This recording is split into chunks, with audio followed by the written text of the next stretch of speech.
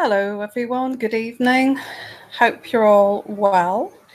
And I thought I'd catch up with you because we've had this incredibly extreme heat wave here in the UK, and it's been unbearable. No need to tell you that. It reached about 38.7 yesterday. Well, what can I say? I've not been online because trying to work through that. So hi, I'm really sorry, guys, that I've not been live, but I am going to be from tomorrow. Okay. So, hi everyone, and I'm really excited to come back on here live. Now, it is a radio show because, well, a matter of fact that I am actually on the move, so I'm traveling, as you know. I'm the eternal traveller, Sagittarius. That's what I am. I'm the traveller of the zodiac. I think you've already picked up on that so far. That's my quirky kind of interest. So so why did I say that? I don't know. It's just about anything. This show. It's just about you can talk about anything here tonight. And just to let you know, this afternoon, wherever you are in the world, okay. And just to let you know that this is like a free for all, so you can talk about anything here. And it is a live and interactive show. I hope that you have got your notifications. That's very important. I just came on ad hoc because it was kind of monitoring this heat, because here in the UK, well, if you are here from the UK or wherever you are, without let me see, without air conditioning, with just simple fans at a temperature of 38.7. Yeah, so of a temperature of 38.7. Can you imagine how you're supposed to keep those temperatures down? We live in a country where we don't have shutters and all that kind of thing. So yeah, it's been a little bit tricky, and keeping pets cool down too.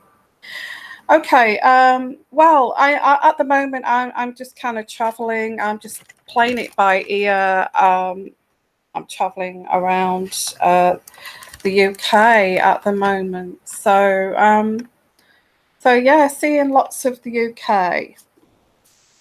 Or maybe I may go further afield with that. I don't know as yet. So hello everyone. And let's have a look here. I've been doing good with breaking apart from my psychopath 5 years relationship, but I'm in a slump of melancholy.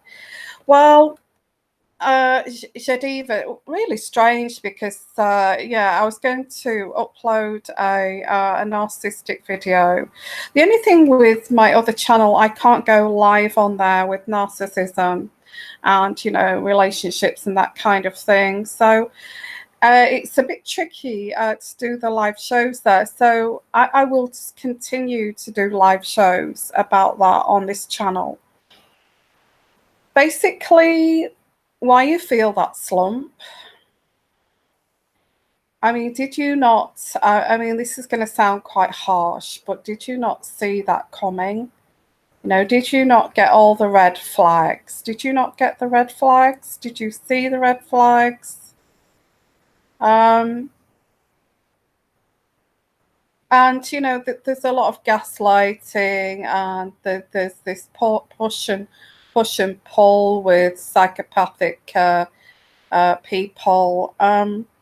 And you know that they're full of manipulation and lies, and this is it when you break off from something that's so abnormal like that, which is just absolutely this, you know, the person needs to get real help, because they're never going to, their relationships will never last, because they will eventually destroy every relationship that they have. So yeah, you did see the red flags, Shadiva.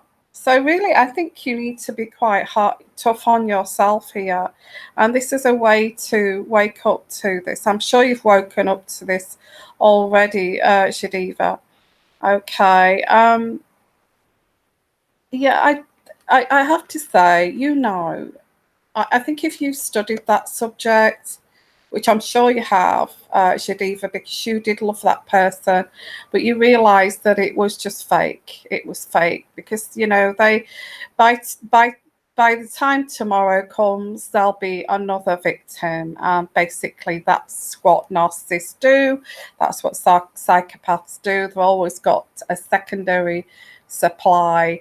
And I think, you know, after all of this educating yourself about it, I think it's difficult to get out of a relationship like that, because you did see the red flags. You kind of maybe sensed that there were other people that they were triangulating you with, and they were triangulating them towards you too. So even quadrupling could be a multiple people, even families, you know, even families triangulating the whole shaboodle, families, extended families, your family, potential partners, work colleagues, you name it. It's like it's a complete web of kind of destruction that they weave, you know. So yeah, so yeah, and in the end, it does kind of get disgusting, because what you're talking about at the end is when you actually see that person for who they are. You know, that mask has dropped. They know that you've seen them. You know, the puppet master and the strings and all of that. You know, behind that veil, behind that mask, they've realised that they're busted. That you've busted them, and you know, and yeah, and they realize that you've stuck it out to the bitter end, because you're an empath. You're hoping to deal with this and work this out, but you cannot work it out with a narcissist or a sociopath, because they cannot reason. There's no reasoning with somebody like that. It's all on their terms, and that kind of thing. But when it gets to the end, it is disgusting. It's disgusting the way they speak to you, because what they're doing is deflecting how they feel about themselves onto you, because you know this they can get nothing from you anymore. Oh, thank you so much. Yeah, I have to say, this is a healing channel. If you've joined me just now and you're new to this channel, this is a healing channel. It's a spiritual, healing, caring, empathic channel. And you know, this is what this is. It's to help you guys to kind of recover in lots of things like this. Okay. You know, and if you're new to my channel, it's an intuitive channel, and I also use my intuitive gift, and I use my intuitive energies, and I use tools as well. Just makes it all a bit more interesting. Okay. I don't want to go too deeply into narcissism here, but that's how this person wants you to feel. This is what you've got to get tough about here. Okay. This person wants you to feel like melancholy, like there's an absolute gaping hole when this person leaves. And you've got to remember, this is all part and parcel of this manipulation, you know. This is part and parcel of this manipulation. Because even if they've got the secondary supply, their new supply set up, and they've been working, grooming this person, because they're predators. They're predators, guys. They're predators because while you're living with them or married to them or having a relationship with them, they like it when you are unaware. This is how abusive they are. They're like paedophiles in a way. They like it when you are unaware of their abuse, okay? That you're blindsided from this, you adore them. You think, oh no, this can't be right. This can't be right. That this person's like this. This person could ever be like this.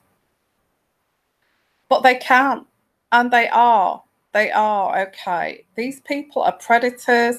I would say, I would call them like predators of like a kind of like paedophile, because what they're doing is exactly the same. They're grooming their next victims, okay, to actually abuse. And they feed off that. It's I really can't get into a paedophilia mind, but it's the same kind of mindset, because what they're doing is sexually abusing you as well. Sorry to say this, I don't want to say this, but what they're doing is they are acting. When it comes to making love to you, it's all an act, okay? When they are love bombing you, it's all an act. And they know what they're doing. They know that they are grooming you to be abused. And that's exactly what paedophiles do. It is dark. And it is dark. And yet they are perverted in their minds. At the back of their heads, narcissists cannot get aroused by normal sex, normal relationship sex, so they like to take it to another level. And I don't want to get into that here, but they do. They take it to that next level, which could be anything. It could be anything. You would be shocked if you knew what was going on behind the scenes of a narcissist.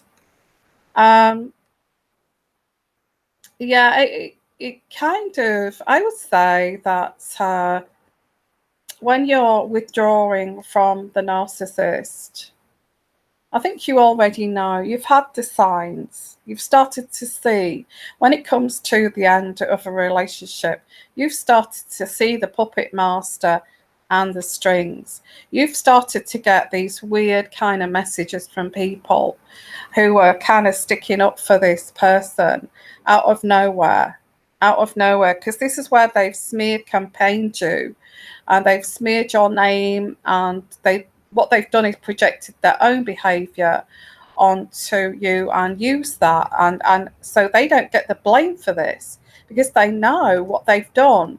They know that they are abusers, predators, and they have just, they will have smeared your name. They would have blamed you for this. They would have blamed you for all of their bad behaviors when you have done nothing wrong, okay? Nothing wrong. Thank you. So I'm going to leave it there with the well, I can't stand narcissists, actually. I can detect them from a long way off, and I don't like any empaths being used like this, just because they are kind, they are loving, they are nurturing, they want to help people, they have a deep sense of caring for others. That's why you were targeted. And when they target you, they look for your vulnerabilities. They look for that vulnerability that they can dissect, and they can manipulate you with that. Let's for instance say that you have a trust issue because you was somebody treated you badly, or maybe cheated on you in the past, okay, but hey ho, it happened. Oh, but I've got baggage, but I want to move on from that, and I've got a slight trust issue, but I'm working on that, and we're working. You want to be open to this person and let them know, because you love them, and you think, well, I'm going to be open with this. And what they do is narcissists and psychopaths, they actually take that vulnerability and they use it to manipulate you and manipulate every situation. If they know that they're not going to be loyal to you, because narcissists are never loyal, okay? Never loyal. They actually hate you. They hate you deep down. They hate you for being this amazing person that has these abilities of which they can't possess. They hate you. And what they do is they will take that vulnerability and they will use that every time something goes wrong. They will say, here you go again. It's because you don't trust anybody. You've got trust issues. You accuse me of this, that, and the other. Do you know why? Because you have trust issues. And that's a big red flag, guys, when they pull that out of the hat. Every time you have a fallout, it's a massive big red flag. Because a normal person would say, hey, you know, I've got baggage too. We can work through this. You know, we can sit down, we can rationalize that this is coming from somewhere that doesn't belong in this relationship.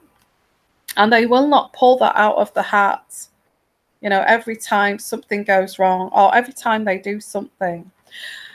Okay, so hi everyone and welcome. I'm just waiting for a few people to come on here, and I'm so glad, Jadiva Reggae, that I've helped you, and that's amazing that I've helped you.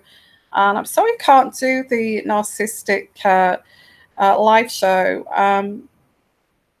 on that channel, because I'll have to juggle things around, and what I may do is actually bring it back on here, because it works. Okay, it works, because that other channel, it's separated, and it's not the community, is it? I don't want the community to be separated. Hello, Sweet Peaches. Hello, PB. Hello, everyone. Okay, so this is not about solely about narcissism. It's talking about anything actually, anything. And there's so many subjects out there. Okay, there's so many subjects that we can talk about, and you know, my sole aim here is to help everybody here and create an amazing community and that kind of thing. So and the main thing that I use is my intuitive gift, as you know. What's that there? Alethea, here is a cheeky tip on how to deal with the heat wave. Frozen strawberries cool you down initially, and after a few, you don't care about the heat. Wow. Sounds good to me. Hello from Australia. Hi there. Hi. Lovely to see you. Hello, Mary. Whereabouts are you guys? Let's get back to the way we used to be. From Edinburgh. Hi there from Edinburgh. It's quite hot up there too, isn't it? In Edinburgh on the east side. Yeah, actually, Mary, that is something I predicted that. Do you remember that reading that I did way back? Do you remember I think it's called the Brexit debacle and Boris Johnson getting into? I said on that video that Boris Johnson will become Prime Minister, okay, and it would be Boris Johnson Prime Minister. I said why, the background of that, the Uxbridge set, the Eton set, and it was all fixed, the way that they got him into being a Prime Minister, and getting Theresa May out. Now, Donald Trump loves his, I don't know what it is. I don't know an awful lot on politics, but I do get that Donald Trump likes the way Boris thinks in terms of there's something political in Europe that coming out of the European Union.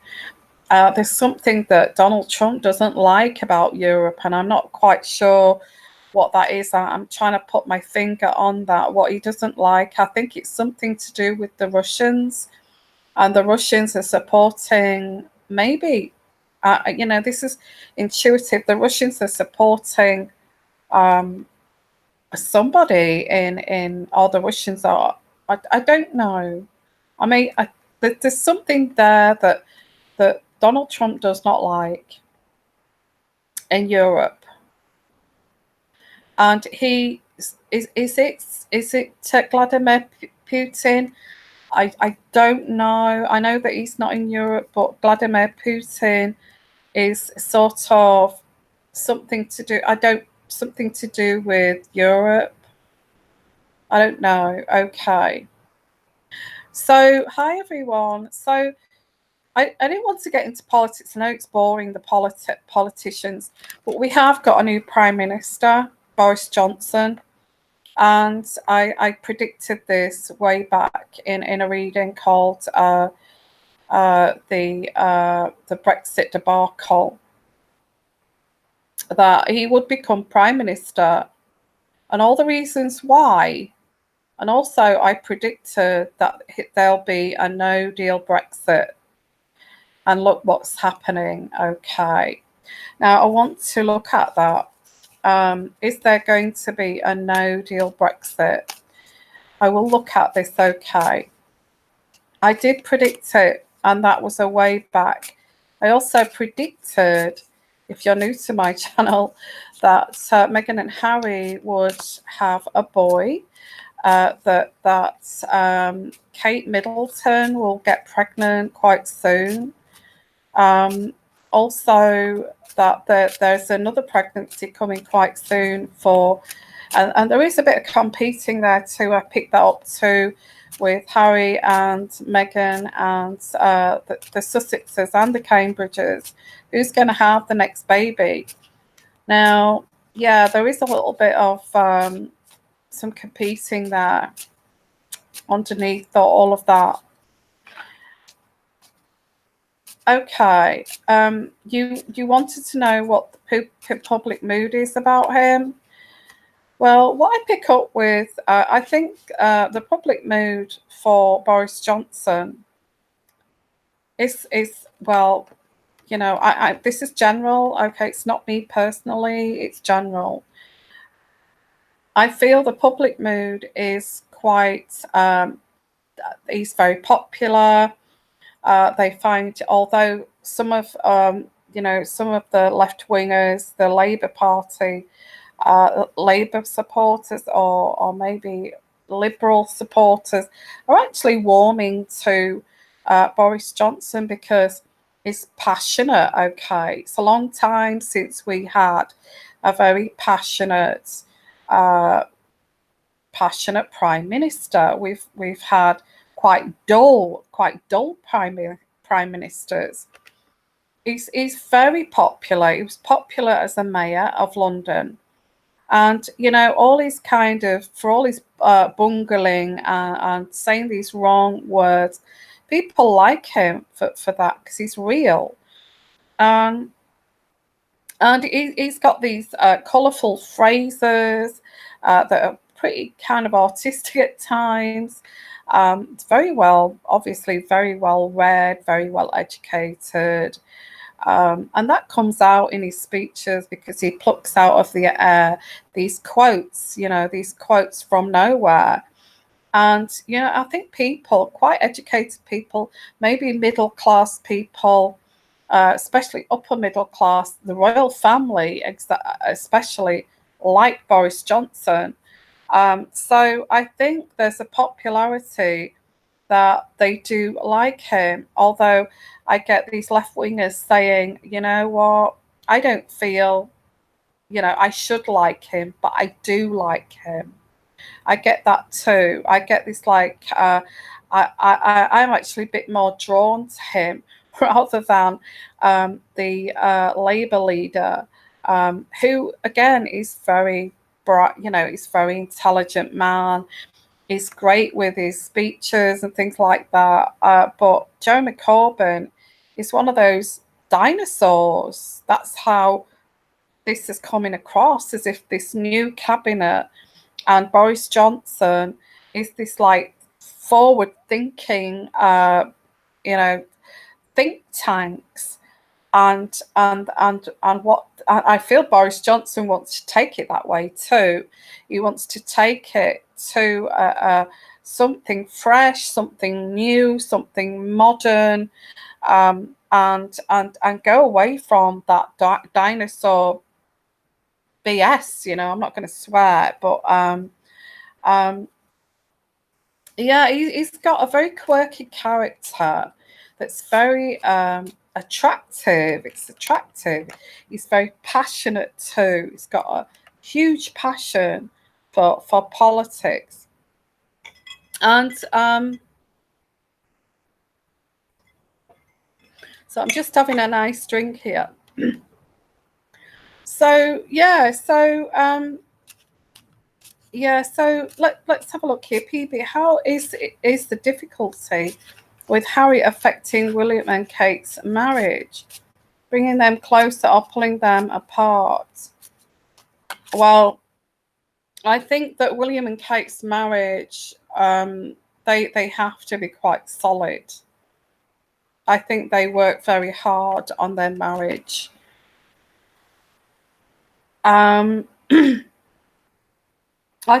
just do. I think that they have to. They make sure that things that when they're at the dinner table they talk. Also encouraging the children to talk too. So there's lots of freedom of expression, freedom of being able to talk. I get that around Kate and William, freedom to talk, although I do get William can be stubborn at times as well. So that he can be, but they do. Kate is good at kind of encouraging to, let's sit down, let's work this out, let's talk about this. Okay. So let's have a look. Sweet Peaches. Oh, Yvonne, the day after you went on vacay, someone on another channel, Angel, said was living in Knightsbridge and seen in department store. I actually predicted that. Do you remember, Sweet Peaches? Did you remember that I actually I said this a long time ago, that they were not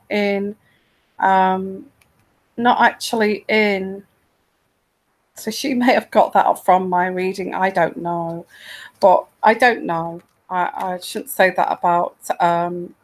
Yeah, I said that that Megan likes to be in the hub of things, like in Central Park in New York, and she likes to be in the center. She is a city girl.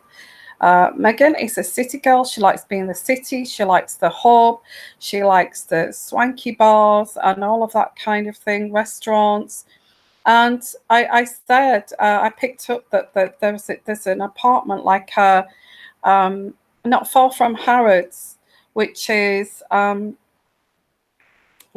like a penthouse suite, and she loves it around the area.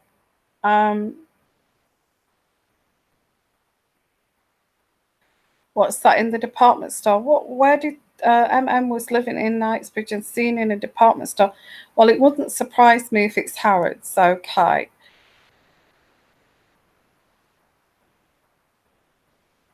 Yeah, so I just have to say, yeah, I don't see her wanting to live in Frogmore Cottage at all. Okay. I see that I think she likes that apartment kind of lifestyle, living in the center of a city is the way that she likes to live.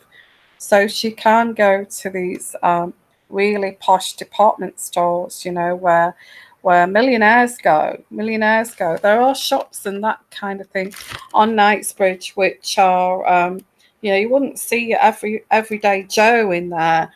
I'm talking about similar shops as like you get in New York.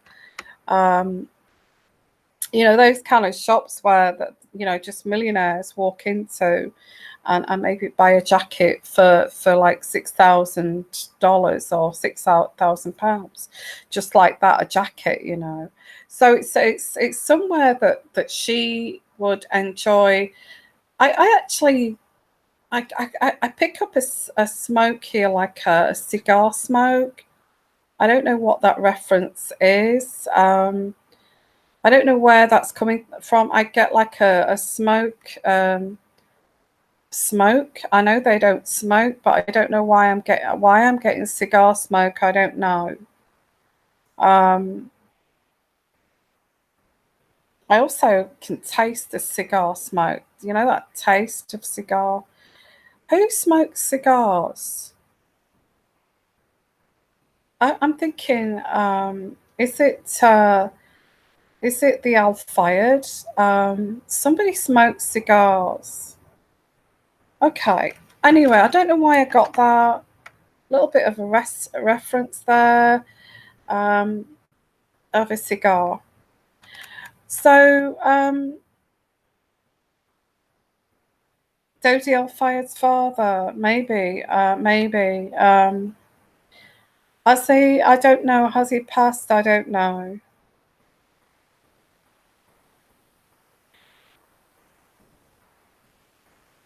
Yeah, Harrods. So, yeah, I think lots of famous people like to walk around these shops. I get it's like the old swinging 60s too. Do you remember? Well, you probably don't. I don't remember the swinging 60s, but you're getting like Twiggy and people like that, the Beatles. That there's like hangouts where they used to go. Um, I just feel, yeah, there's people like that, really kind of plush kind of shops. Uh, for wealthy people, and she wouldn't be feeling uncomfortable walking into a shop like that, you know. So yeah. So any more questions here, because this is like a question on anything, talk about anything, any predictions. So yeah, I did say Knightsbridge. I did predict that. I think got an apartment in Knightsbridge. They're not even living in Frogmore. And now somebody said they've been sighted in one of those shops. Well, yeah. And also Boris as well becoming Prime Minister. I actually predicted that too. And I also said that there'd be a no deal Brexit. So what I'm going to do, just for people, just to see, is it going to be a totally no deal Brexit? Is Boris going to take us into a totally no deal Brexit? A no deal Brexit? A no deal Brexit? Are we going to get a no deal Brexit? A no deal Brexit?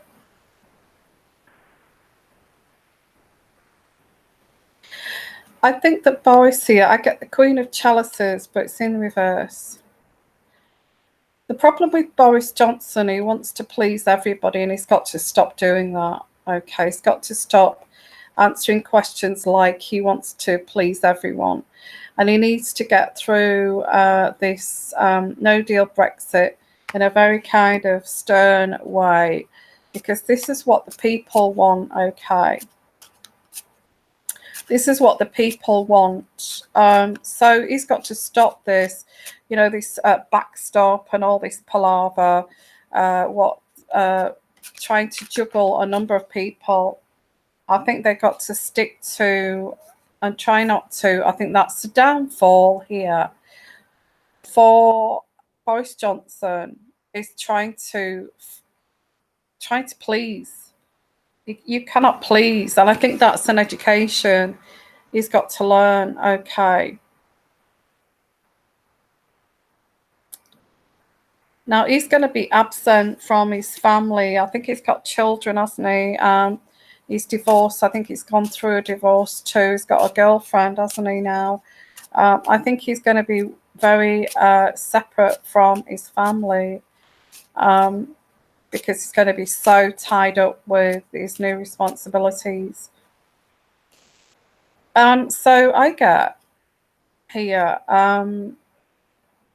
yeah, he's a little bit of a, yeah, this arrival is coming. This arrival is coming, okay. And this arrival, there's unexpected difficulties with this no deal Brexit. And I feel they're going to have difficulties with Brussels. I don't know why I'm getting Brussels. Is that where the European Union is? Is going to have trouble here with Brussels and a contract. Okay. The contract, yeah, the contract, whatever contract that is. And this is going to thwart the ambitions of actually having a no deal Brexit. Okay. Trying to keep everybody happy. I get that, okay. Yeah, EU headquarters, yeah. Trying again, I get the Ace of Chalices. He is popular. He is a popular guy. He's very tolerant, and I'm getting this again, that he's too tolerant. He's too tolerant, and he's too he wants to please everyone, and he's doing this to get popularity. Why does he do this? This is his weakness. This is his weakness, guys. He's trying to become popular and trying to please everyone. And I think this is going to be his downfall. This will be his downfall. Okay, now there is he's going to get fed up with this, actually, this having to be tolerant. Okay, well, this is going to do a U-turn. Okay, going to be tolerant for so long, and then this is going to stop. Okay, he's going to get bored of this tolerance, and then his passion will kick in here. And also they have an advantage. There is this financial gain here. There is this financial gain. I don't know what this gain is.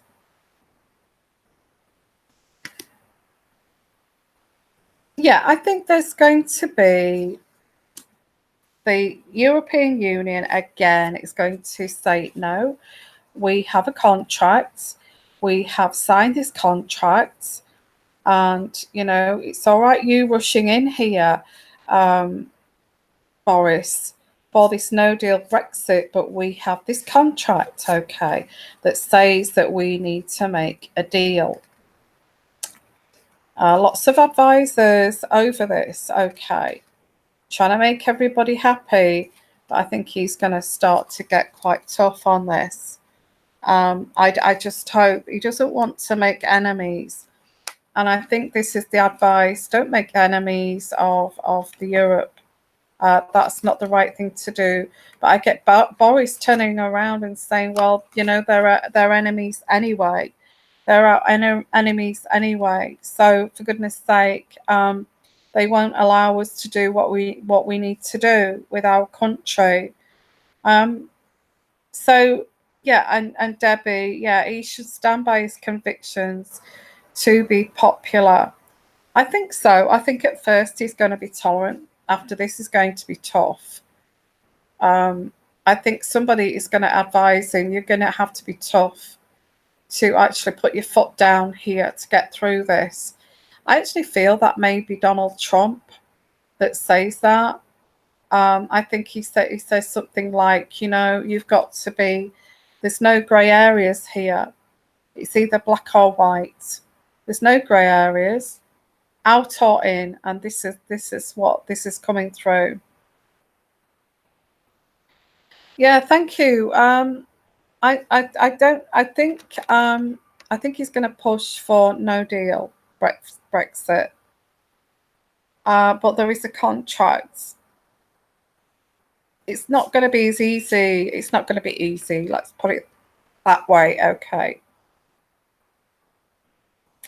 Yeah, that's right. So, okay. So, hi everyone. Thank you for coming here and for this live show. And it's about anything. I talk about anything. So, so we've talked about so far. We've talked about predictions that I made that have come to fruition. We've talked about Kate and William, their relationship, which is rock solid. Okay. Is Harry having an effect on them? No, not at all. Okay. We talked about Boris Johnson. There's going to be hiccups about this contract here, the backstop. He's not, he's going to put his foot down over that. Okay.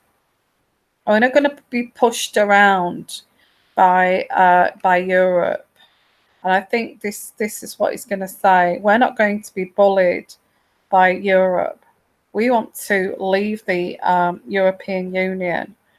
Yeah, it's the weather is quite sticky here, and we've got thunderstorms and rain over the next few days. So, oh, let's have a look. Alexandra Black Cat. Oh, did you hear that MM said she was spending her birthday in Balmoral? You know, I don't know why this keenness to actually. They've got 6 suites in Buckingham Palace, okay, and now she's going to Balmoral. I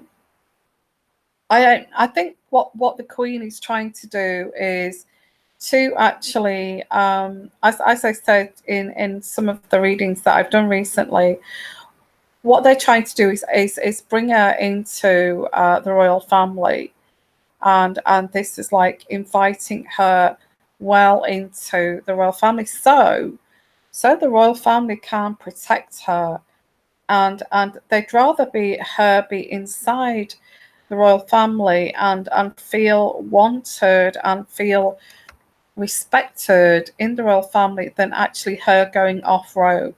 I feel this is what this is about. I feel that's why she's all of a sudden she's been invited to Balmoral to have a birthday party at Balmoral, and it sounds like she's been spoiled. Yeah, but I think there's something else behind this. There is this trying to keep her within the royal family. They don't want her to go rogue. They want her to actually love being in the royal family, and not wanting to be rebellious. So what is causing the rebellion? I feel they've sat down and they've talked about this. What is causing the rebellion of Meghan and Harry? Is it because they have not felt included into the royal family and they felt excluded? Is this the reason why? So what we will do to prevent this rebellion, because this rebellion is going against the royal establishment, the royal protocol, and all of this, okay, and against the palace. So they've now got this idea, these advisors, that if you welcome her into the royal family more, and make her feel as if like she doesn't have to rebel against the royal family, then they won't rebel against the royal family. Simple, isn't it? Simplicity. That's what that is. If you treat somebody well, why on earth would they actually rebel against something that they're enjoying? You just wouldn't do that. Thank you so much, and it's just great to see you guys too. Okay, hello, Petra. See you later. Okay. Sweet Peaches, did Dr. All me, and baby last. Okay. Okay. It won't make a difference. Well, I think this is what they're trying here is they're looking at psychology of how why Meghan is like this, or why Meghan and Harry's like this, and they're trying to be clever and include them into the whole thing. That's what I'm picking up here. And it seems like it appears as if the Queen's not doing anything, but they are doing something. What they did before backfired, and now they're trying a different thing here, which is working so far.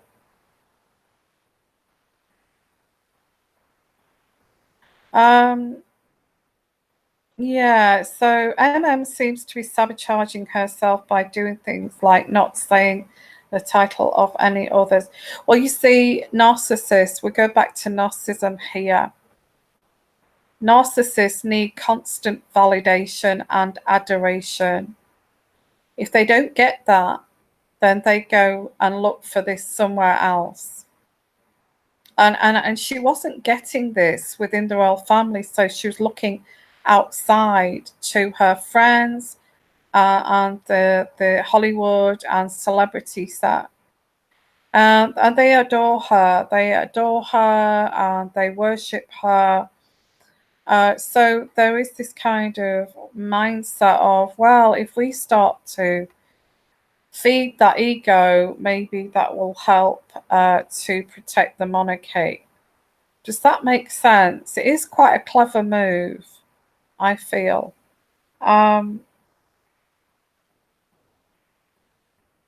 So let's have a look here.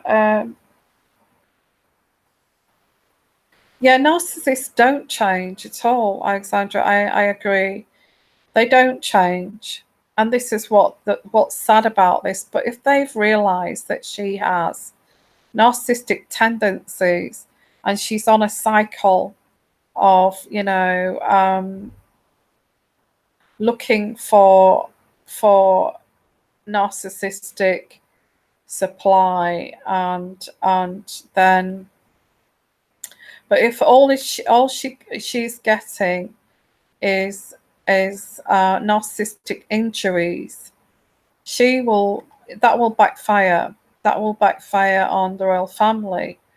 So maybe they're trying to prevent narcissistic injuries so things go smoothly, and that's giving her everything that she wants, basically. Really difficult. I would say, is it difficult to get your head around narcissism? It is if you don't know about narcissism, but if you do know about narcissism, it's basically quite easy. Narcissists need constant validation and adoration, and they actually fake who they truly are. And the reason why they're like this is because they are very, very deeply insecure deep down, but they have to hide that behind this kind of veil or this mask and pretend to be somebody that they're not. And it's fake, and they are quite shallow, really. They're not difficult to understand, although people make out that they are difficult to understand and that they have lots and lots of layers. They don't have lots of layers. They have layers to cover up who they truly are. I mean, they have a very kind of destructive kind of history. And because this is what they do, they destroy everything that's good. So they have to cover that up, sweep that under the carpet. Let's not talk about that. Let's keep that out of the way, because that's not who I am. This is who I am, really, this fake kind of persona. And it's an acting role, okay? It's an acting role. Now, the reason why they're like this is because they're children. They're really like 6-year-olds in and acting, acting like an adult. And when they don't get their way, they throw tantrums like a toddler, like a 6-year-old when they don't get their own way. They start to throw tantrums, they have rages until they get their own way. If somebody, they throw their dummy out of the pram and they scream and rage until somebody picks the dummy up and gives it back to them, that kind of thing. So are they difficult to understand, narcissism? I think not. Why give them that kind of mysterious kind of thing that they're so difficult to understand? They're not. They think they are. They like to feel that they've got something secret that nobody else knows about, and they don't have anything. They do. They keep secret. They lie because they're pathological liars. That's where their secrets are, is in their lies. Okay, they lie about everything. They lie about their history. They lie about who they are. They lie. Everything that comes out of their mouths are lies, basically. So why do they do this? Because they're pathological liars. They become liars because they just have to. It's a sickness. It's a sickness where they have to cover up everything that they truly are. And if anybody starts to expose that, then they have to destroy that person, get rid of them, or replace them. So if you actually pander to a narcissist and give a narcissist adoration, validation, and make them feel like they are something special, that they are something unique, that they're very clever, that people will never work them out. If you treat them like that, then they'll be happy. They will be happy, okay. If they are given, if you stop giving validation and tell them that everything they're doing is wrong, then they're not going to be happy. They'll start to be rebellious, start to rage, start to demand, start to look at other people to help them, start to smear campaign too. Smear campaign. Oh, it wasn't easy for me, that transitional period, that the royal family and the royal establishment, that did me no favours. This is all smear campaign because it's something that makes it difficult for the narcissist. Narcissists don't want anything difficult. They want it easy. They just want to be like a prima donna, kind of thing. So let's have a look here. Yeah, they just want more and more and more until they bleed it dry. But I think they've got psychologists within the royal family, not the royal family, in the advisors, the MI5 for one, MI6. Although they have psychology degrees and all of that kind of thing. They will have people, experts who know how to work around this. You do not underestimate. Do not underestimate the royal family and how powerful they are and the people they have working for them. They have such clever people who work for them. Absolutely. So, hi everyone, and interesting subject. Although, why would we make it interesting? Narcissism. It's because narcissists do target people that they always target people who are better than them because they want to be that person. They will always up the ante. I mean, I don't think there's anywhere to go for Meghan because she's actually got, she's got the man that she wants. She's got a prince who is a part of the royal family. How far up that ladder can she go? You know, how far can she go? I think she's reached the best person that she could marry in terms of an eligible bachelor in the royal family.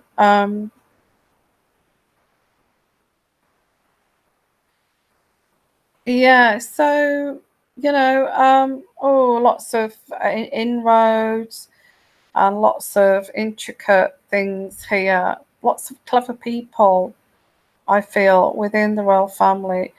I just feel it was a challenge for especially William. You see, narcissists don't want anybody to get in their way, and I feel that she saw that Kate was in her way. What William said to Harry was in her way, and obstacles. They don't like obstacles. They don't like obstacles. You see, this is where they will have people, psychologists. Well, I hope so. I hope the royal family have got people like that to control and contain this within the royal firm. Yeah, let's have a look. LaBelle. Hi, LaBelle. Even if they're given validation 24/7, narcissists will never cease to create conflicts. Absolutely right. Undermine and attack people and turn them against each other. Yeah. But they've got to be clever within that group and understand that that's going on. They thrive when others are suffering. Yeah, of course they do. That's what narcissists, they like misery. You know, they love drama. They like people to be sad. They like people to be sad, upset, because that makes them feel better. Causing pain makes the narcissist feel better. It's simple, really, to understand. If they upset somebody, then it gives them power, because they hate people to be happier than they are. They're toxic. It's toxic. It's being toxic. It's causing, you know, misery all around. And these people will drag other people down with this misery, including Harry. Um, and you know, it's dragging all this misery around. Well, there's been a lot of misery within the royal family since she arrived. I think that's a big red flag. Are they educated on toxic narcissism? Well, they should be. They should be. They should be educated on this. Um, Thank you for filling in, Yvonne. Your honourable mission continues. Thank you. Um, so let's have a look. Yvette, you should do a reading on different Twitter accounts and who follow her. Yeah, well, I do readings on her. I do. But then again, yeah, I just have to be a little bit careful here. What we say. I don't want to go too far with what I say here. Okay, so I will do. So should I do a reading on?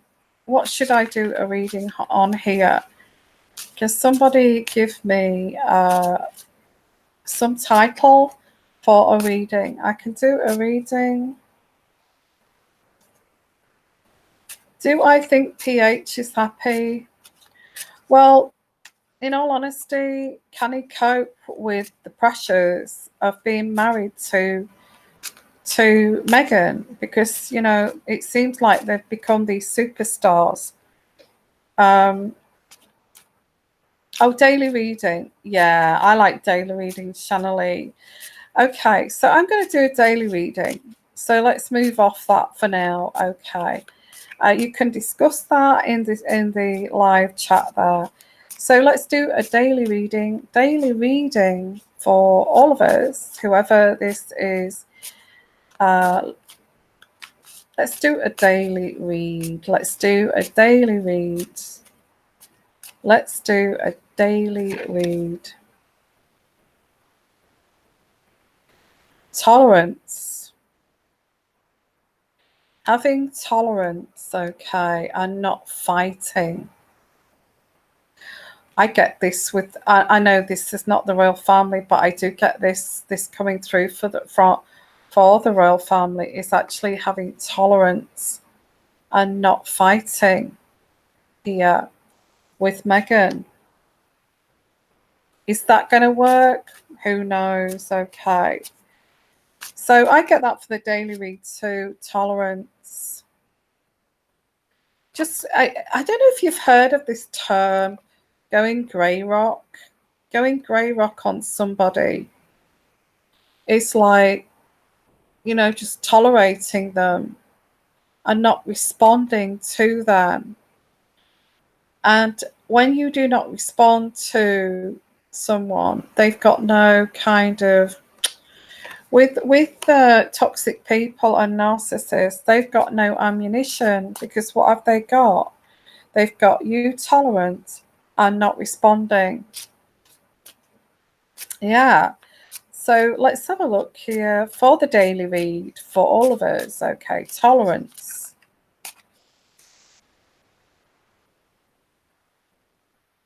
Advice here. Actually getting advice. The King of Swords. This looks like a royal reading, actually. But let me just do this as a daily read, but you pick this up as you, whatever you feel here. Yeah, the grey rock is giving minimal answers here. Advisors. Advisors, okay. Advice. Advice to do this. Advice to do this, okay. The advice would be to be tolerant, to be more tolerant here.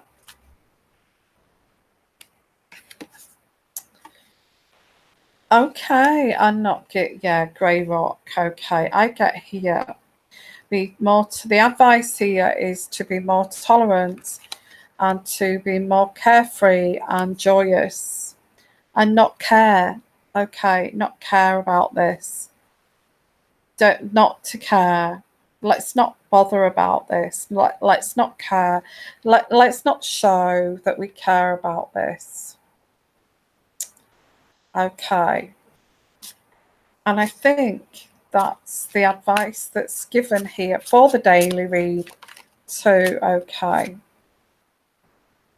And you know, that's good advice. You know, if you've got somebody around you, either at work or if you've got a partner, or you've realized that you're dating someone that's got narcissism and who's toxic, the way to deal with this is not to deal with it. Just do not fight back. Do not fight back. And just be carefree and just don't bother. Don't bother about it, because what this does is the Tower, okay. This actually sends any kind of toxic people or narcissists into some kind of spin, because they've got nothing to grab hold of. They've got nothing to grasp or to use. So they kind of think, well, this is kind of no good. That these people are not bothered. They're actually showing that they're not really that, couldn't care less. Let's have a look here. The daily read. The daily read. You have to be strong to be like this. Absolutely. I think if somebody's blatantly attacking you, looking at your vulnerabilities and attacking you as a person, you want to respond back. You want to defend yourself. But this is saying here, don't bother. Don't bother defending yourself here. Just let it go. Just let this go. Okay. Now, this could be a very positive move in your career. this could be very positive in your career, because this total mess is nonsense. Okay, it's complete nonsense. I think this is how you've got to see this. If you can think higher minded on a higher vibrational plane here, I think you would look down on this as nonsense. It's nonsense. It's all just nonsense. Why should I bother about this? You know, we'll just tolerate it, but, you know, deep down, we just want to fight this, but, you know, let this go. This is what I'm getting. This is difficulties that are unexpected. But in terms of toxic people or narcissism, because it seems like we're talking about this, so I might as well bring this up. In terms of this nonsense, it is nonsense. It's loads of nonsense. They like to throw the spanner in the works here, and you don't even know. They like to think. They want you to, what they want to do is cause you to be insecure and self-criticize yourself. That's what I get, the Eight of Swords. They want you to look into yourself, get really screwed up in your head, and self-criticize yourself. There's no need to do that, because this is how they want you to think. Well, the best way to deal with this is to look at it as nonsense. Whatever this is in your life, okay. And actually do not respond. Be tolerant. Okay, fine. I'll let it go. Okay, that's the daily read. I find that a bit weird as a daily read, but that's what's come through. It may be partly to do with what I was talking about the royals and what they're actually thinking, how to deal with this. Grey rock. And not take it seriously. Although this can be unbearable, they want you to feel this is unbearable. They want you to feel, oh, I can't take this, it's unbearable, I can't deal with this. Narcissists, toxic people want you to feel like this. Okay. And the way they just want, this is part of the validation a narcissistic supply is to actually get you to feel like this. Can you believe this? And they do that. So they overshadow you, and they become joyful when you are, my God, I feel like, yeah, they feel joyful when you find things unbearable. How evil is that? Okay. They want you to feel that you're less than they expected. This person needs to see a doctor. And I think I'm just getting the same cards here. You are the Empress. Believe it or not, you are the Empress or the Emperor. And they actually do look up to you. But they can't help themselves. They're messed up, guys. They mess everything up. That's what they do. They mess their own lives up. They're destructive. They're destructive. Okay, you are the Empress. And they just like to destruct anything that's good. And what you do about this is you don't care. Okay. You don't care. And you let it go. You let it go, and you don't see this nonsense. You don't listen to this nonsense. You don't take this person seriously. You see them for what they are. They just like to cause this anxiety in everyone. Okay. Yeah, it's that's the daily read. So I don't know, I picked up energies there. I picked up energies of, I don't know why, but I picked up those energies. So that's a good advice, actually. It's great advice, because that is saying, if you've got these toxic people in your life, just look at them and see them as absolute nonsense, because they just want you to feel. They just want you to feel like it's all your fault, it's all your problem. They want you to feel like them. They want you to feel like them, and it's complete utter nonsense.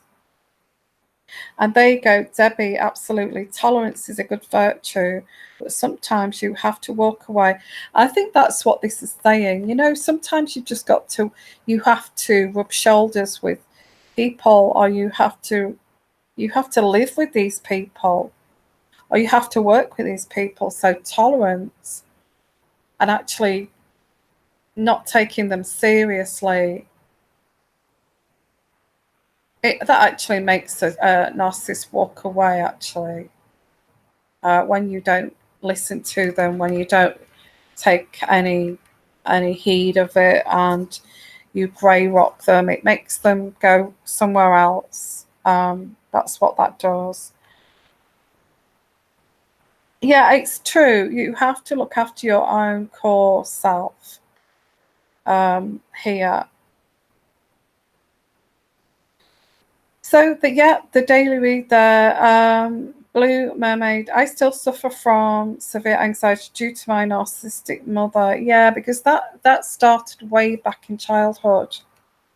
You know, so that's really difficult to. That's like it's ingrained, and that's something. Waking up to toxic families is very difficult, because you realize, being an empath, that you end up more very kind of sensitive and more attuned to all of this rather than the rest of the family. And you actually educate yourself on these subjects so that your mind is fully educated and aware of what's going on around you.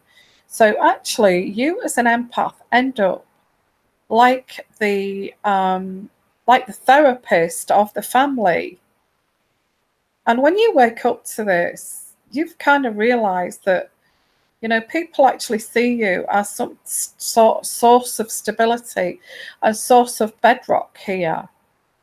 And you kind of think, wow, I've actually really took on these people's projections, and they blamed me for all of these things, when really it's all just damn nonsense. All nonsense. Yeah. So let's have a look. Yeah, we do have to be strong in this.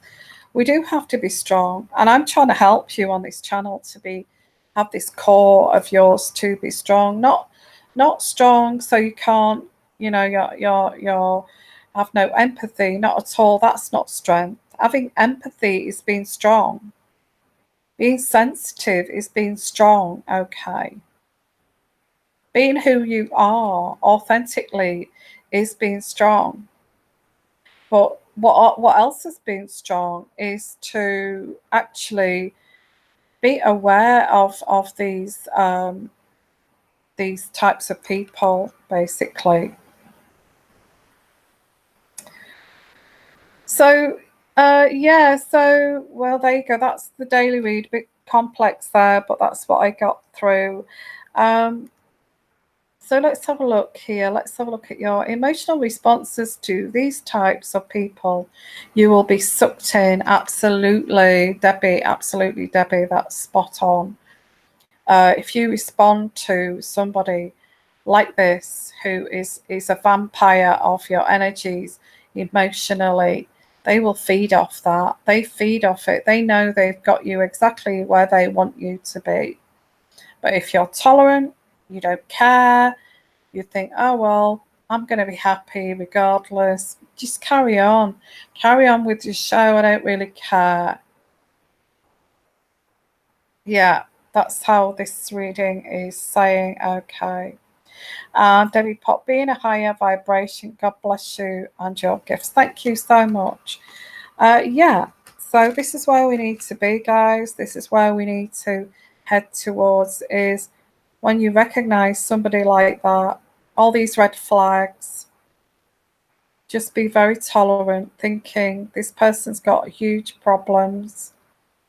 They really need to get some help, but they never will.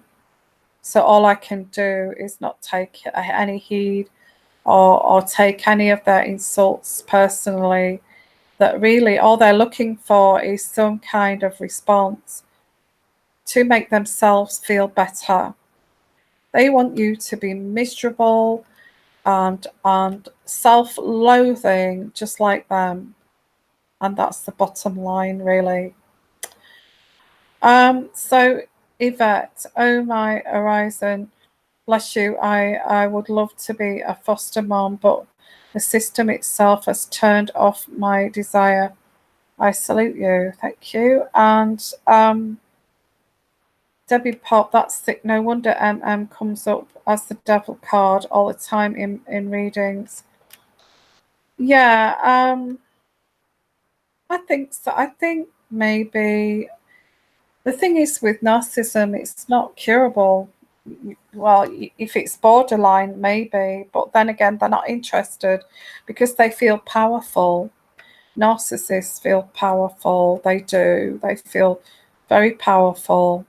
They feel that they're above everyone. They're somebody special, that you can never work out all their manipulations and this puppet master.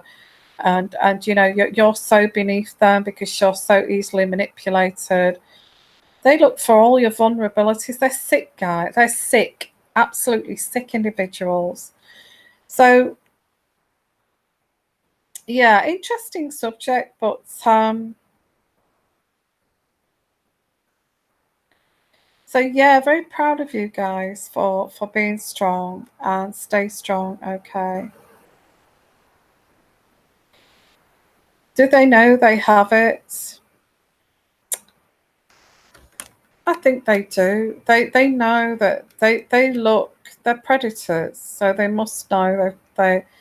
I think they do. They know they're damaged. They know they're damaged. Why would they hide that? Why would they hide that damaged sense of self if they didn't know they'd got it? I don't know. I'm not a psychologist. I don't know if they truly know if they've got it. I would actually say it's a way of life that the people around them, possibly their parents, are all fake. You know, their brothers and sisters are fake. They're walking around like mannequins. You know, they're all empty shells. So the people around them, maybe they were brought up with narcissistic parents who brought them up to act and not have an authentic self. So do they know? I think that's all they know. I think that's all they know. And sometimes they hide their true self because they're so ashamed of it. They're so ashamed of who they are. They're so ashamed of who they are because, you know, they know this destructive trail they've left in their past. You'd be absolutely shocked if you knew of these people, what they've done in their past. They hide it. They hide it all. They keep it all secret. They reinvent themselves. They have different kind of identities. They steal other people. Good people. Good people. They steal their identities and then destroy them. This is how evil they are. They're destructive. I would say they're just destructive, constantly destructive. They go from one person to the next person to the next person to the next person and destroy people. That's what they're like. and you know, you don't allow them to destroy you. You just look at them and say, well, you're so sad, you're sick, and you're sad, and I'm not even going to take you seriously anymore. That's what you do. That's what you do. Okay, so yeah, there's a lot of people like that out there. There really are. Um, Psychopaths never show any of the slightest tendencies of shame. That's the only difference, but the difference is skin deep.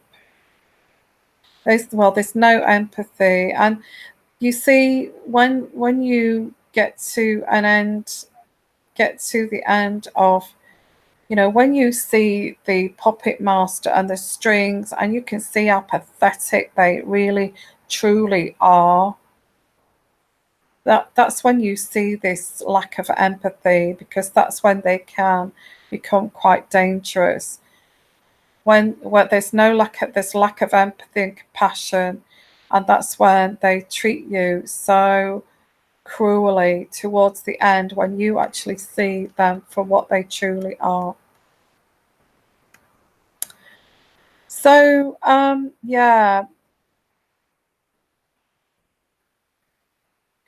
Okay, it took me until quite recently to work out my mother is a narcissist. If I were to cry, she'd demand that I stopped. Yeah. Yeah, it's sad, isn't it? It's really sad. Why would you say that to your own child? Um, any emotion, any show of yeah, if you've got narcissistic parents, if you start to show any emotion over anything in your life, that you've been through something really terrible, let's say you've been through an horrific kind of divorce, or you've been through some cancer thing, and you get no compassion from your parental figures or your family, or no empathy, and they say, well, you don't get upset about that. You don't get upset about, why are you getting upset about that? You know, you should stop. You shouldn't get upset about that. Try not to get upset about that. Now, that's what you get from narcissistic parents. I mean, how can you not get upset about maybe having cancer? Why would you not get upset about maybe going through some kind of divorce? You know, and if you've got parents like that, or you've got one parent like that who, whenever you went through a breakup when you was younger, or um, oh, don't get upset, don't cry, don't get upset.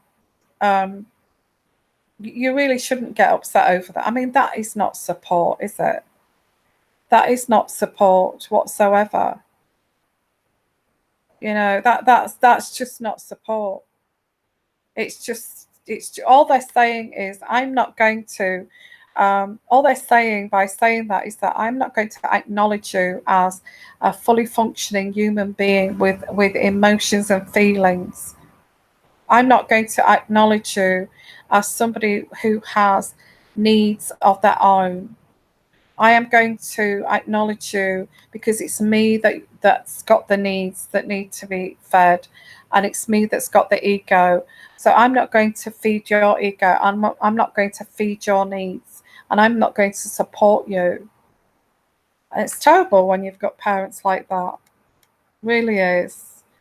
So, Labelle, pathetic is the correct description, Yvonne.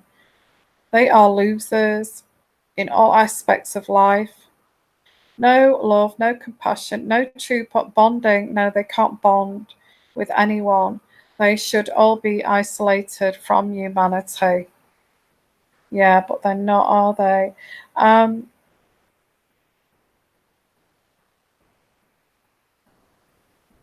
yeah, so yeah, it's what a subject. We could go on about this all night. But yeah, I mean, there's so much to cover with that.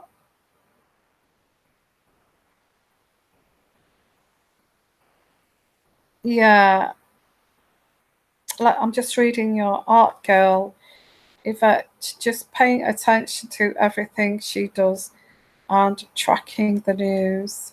Okay.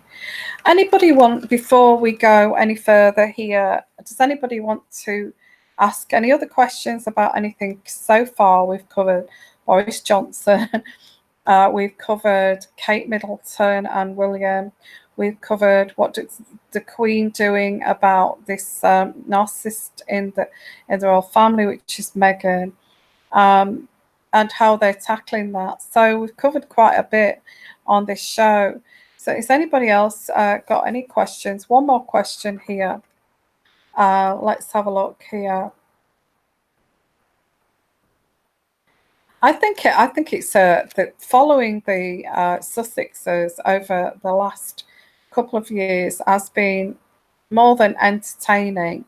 I must admit, it's just been one, it's been one problem after another.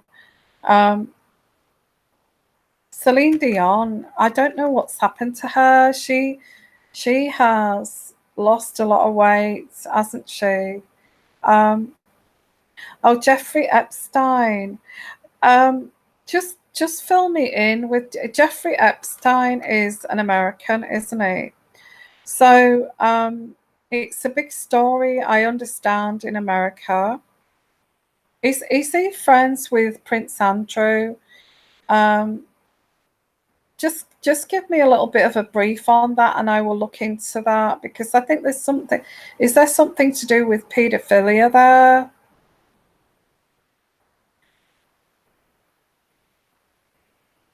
He's a paedophile. Yeah, paedophile.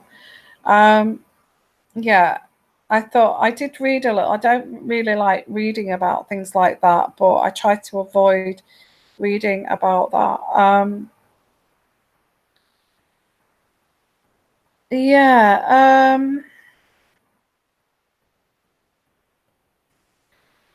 Yeah, this Jeffrey Epstein. I don't really know the full story. I don't really read into that. I know that he's a paedophile. I would say if he's guilty of paedophilia, I'd say yes. I'm not going to get monetarized for this now because I've mentioned something here. Yeah, I feel that he is. I do feel that he is guilty of whatever.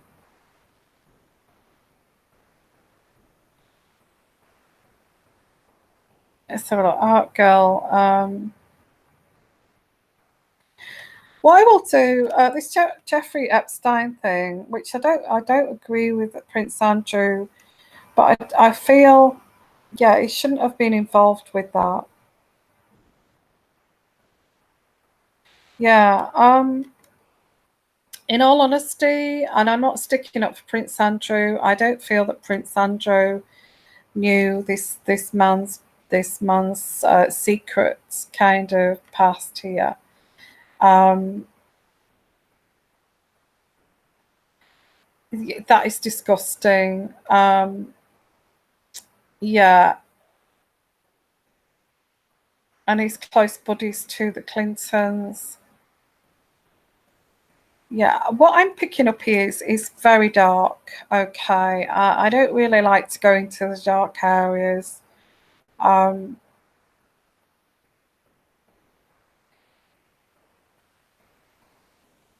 I pick up with him. Why was his perversions? I get like I don't know why I get this. I- it's like a theme park of it's like these pedophiles go. It's like I don't know why I'm getting a theme park. What's that about? Like it's a game. A game. I get that. It's a game.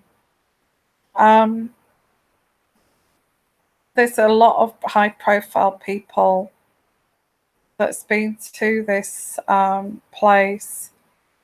And I'm not talking about Michael Jackson or anything like that. This is like, it's coming across as it's a place for like children, but it's made to look as if it's lots of fun.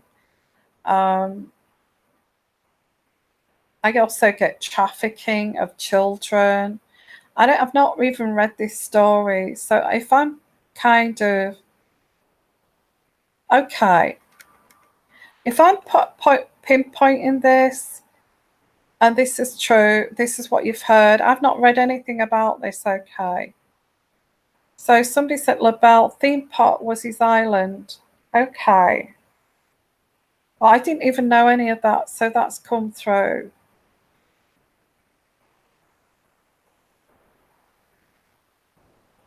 Let's have a look. It's also called emotional detachment. Okay, so that's what I pick up. I don't know whether I was right there with that. Lots of very high-profile people have visited his island. Well, I don't know why I get like a fun. It's a fun. It is for perverted people. Um, I get like a twisted kind of mindset. There's definitely no empathy, no compassion there at all. It's all about weirdness. Um, it's also these victims, and I don't like to talk about this, but I get these victims are made to feel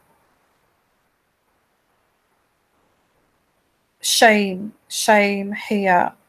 These victims are made to feel shame of after the abuse, and that's part of this abuse. Is I don't want to go deep into this abuse, but these children felt very ashamed afterwards. But that's part of all of this. It's disgusting. It really is.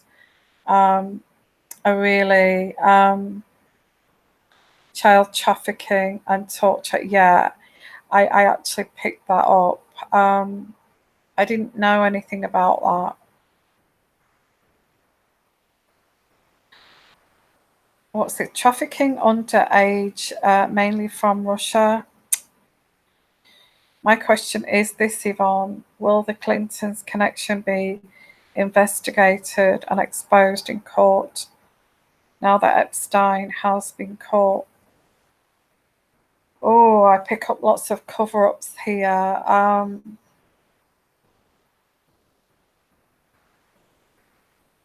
think there's a money situation.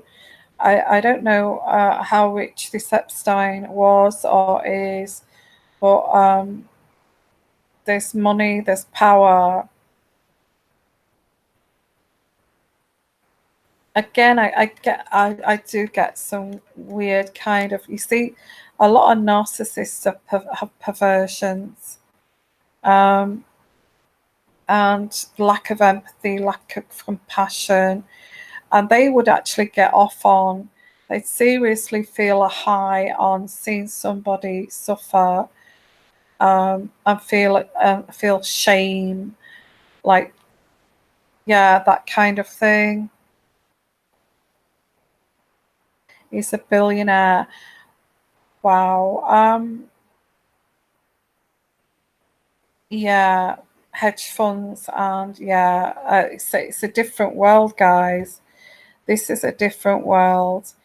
Um, Nobody should ever. I feel, in a world like ours today, nobody should ever have the power over anyone, by means of abuse like that. Um,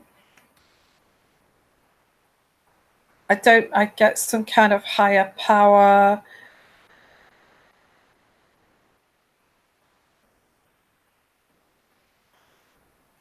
I hope they do eradicate this kind of thing in the future. I'm just going to do a reading on that.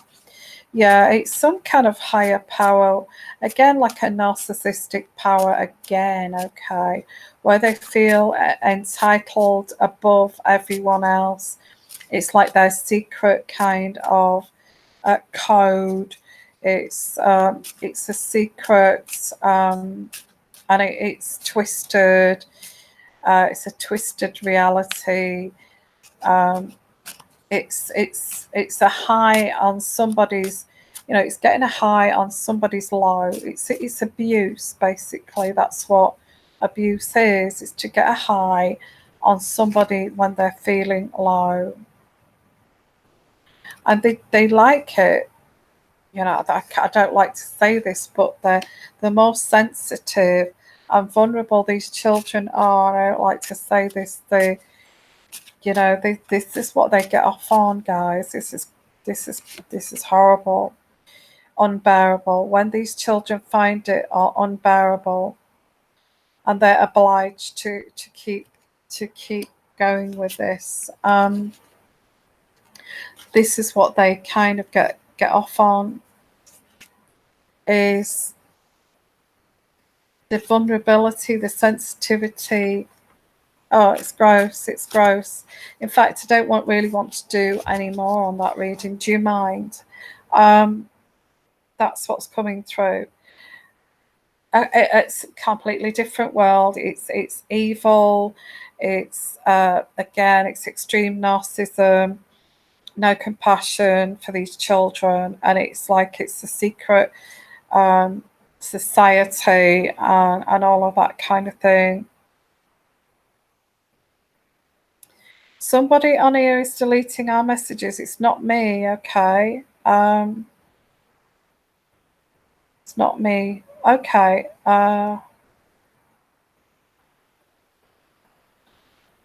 Well, it's a bit of a sensitive subject. I'll be surprised if this does not get shown. Okay. So, yeah, sociopaths. Yeah, they are sociopaths. And again, we get onto this subject, this crazy subject of sociopaths, psychopaths, narcissism. They feel they're above everybody. They feel it's this secret thing. They're entitled to do so. And also, let's not forget, these people come from abusive homes too.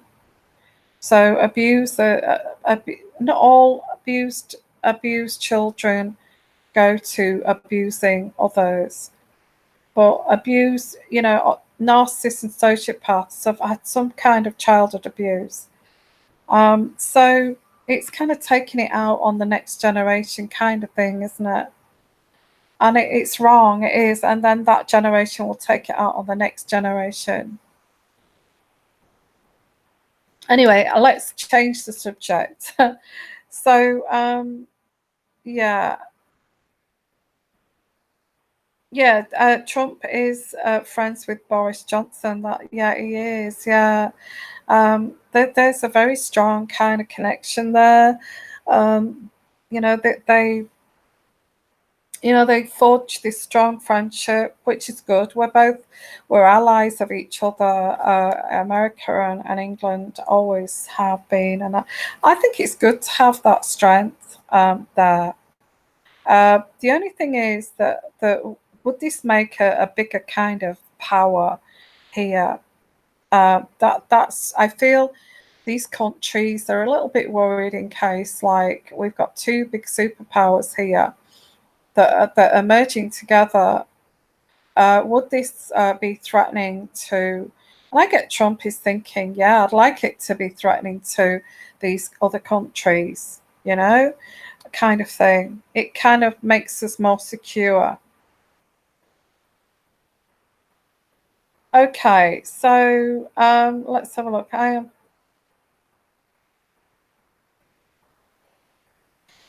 Okay, so let's have a look at any more questions here. Yeah, thank you, Verna. Yeah, it's all kind of different questions. I think we've covered most things here.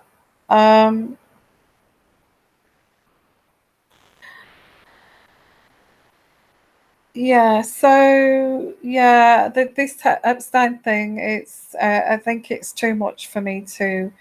I don't like going into dark areas, so I can see this is an awful thing, and it's terrible. It's terrible. I hope that I hope the superpowers will eradicate places like this and people like this that do this, who feel they're entitled to do this to vulnerable people. Absolutely terrible.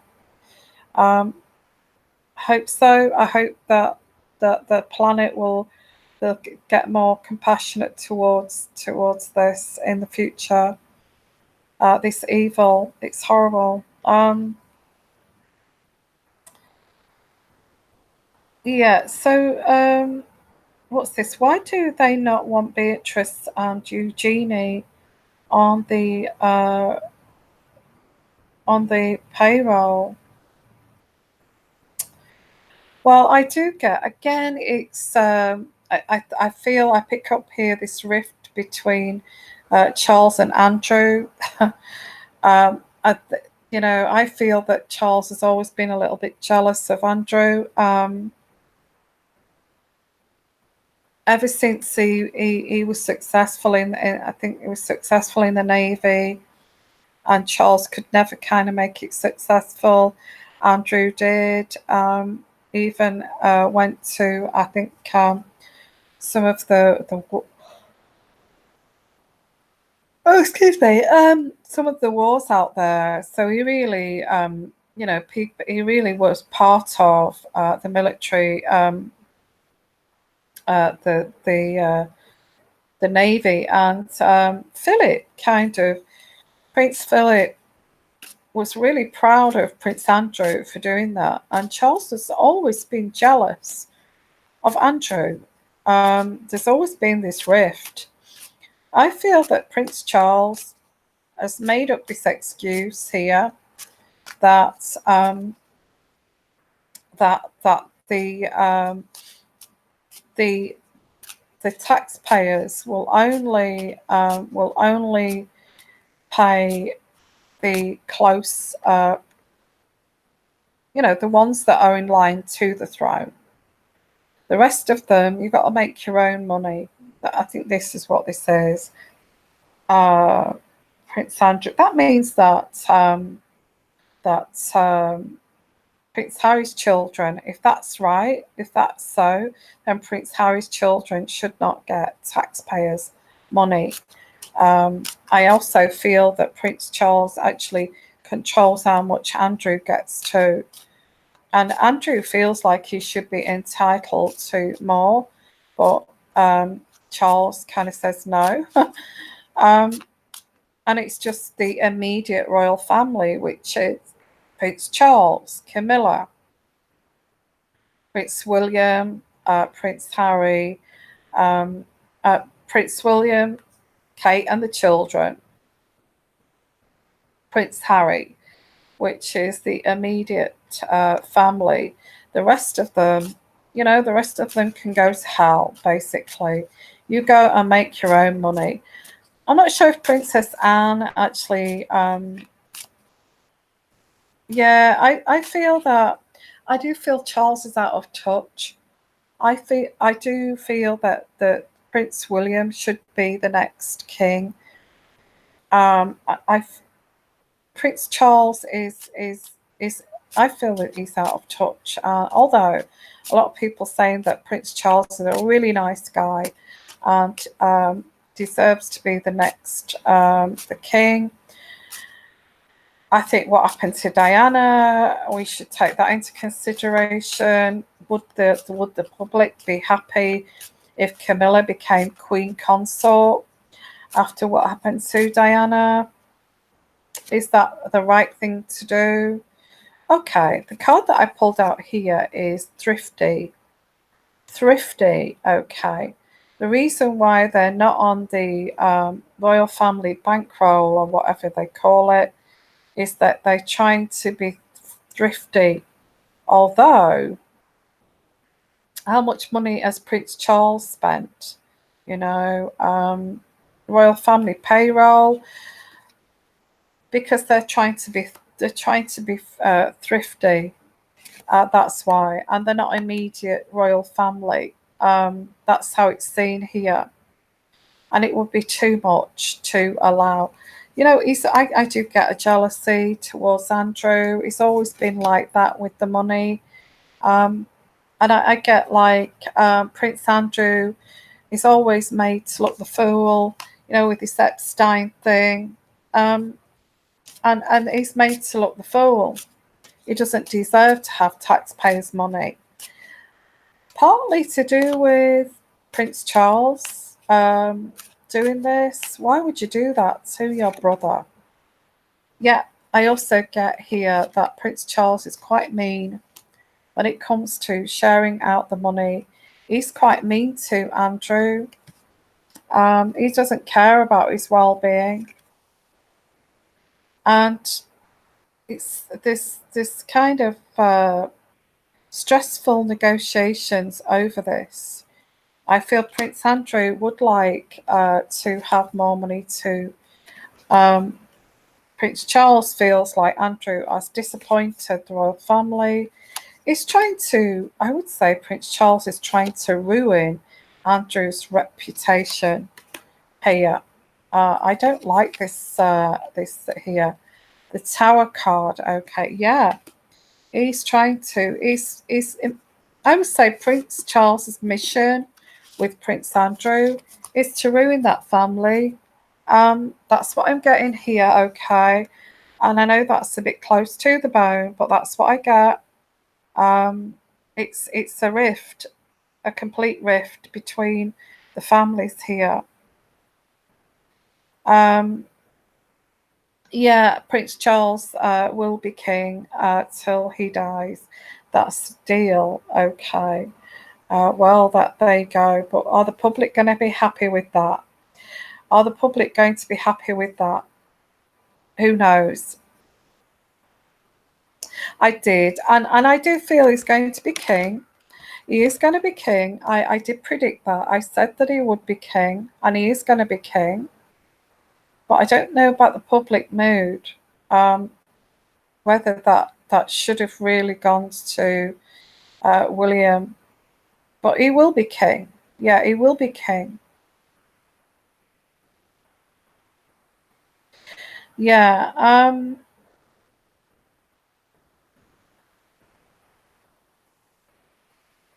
No, I don't. I don't feel there is this modernism when it comes to mental health. As like with William, he's very much into mental health. I think that's because of his mother. Very opposing in that way to his father. Yeah. So anyway, I'm going to say, guys, I've been on here ages, and I do have to get up early tomorrow. So thank you so much for being here, and hope you enjoyed this live show on anything, okay, and predictions. um,